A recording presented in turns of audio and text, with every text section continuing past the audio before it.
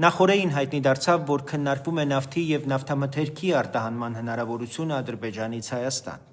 Ըստ իս հաջորդ քայլով պետք է մտածել մեկ այլ ավելի հեռուն գնացող համագործակցության հեռանկարի մասին։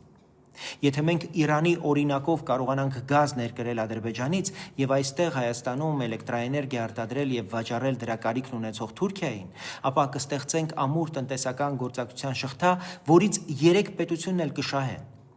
Հենց այսպես է սկսվում անվտանգության քաղաքականությունը, երբ պատերազմը բոլորի համար դառնում է տնտեսական ինքնասպանություն։ Մի քանի օրինակ բերեմ միջազգային փորձից։ Չինաստանն ու Թայվանն այսօր չունեն խաղաղության պայմանագիր, բայց ունեն միլիարդավոր դոլարների հասնող առևտուր, իսկ հարձակումը միմյանց վրա շատ թանկ արժե։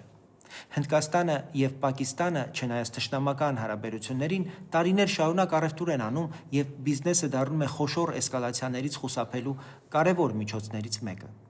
Թուրքիան եւ Ադրբեջանը, պատկերավոր ասած, պետք է կախված լինեն Հայաստանից, երբ ադրբեջանական գազից ստացված Հայաստանով փոխանցվող էլեկտրաէներգիան դառնա թուրքական տնտեսության մի մասը, նոր էսկալացիան արդեն կլինի վտանգ ոչ միայն մեզ, այլև իրենց գրպանին։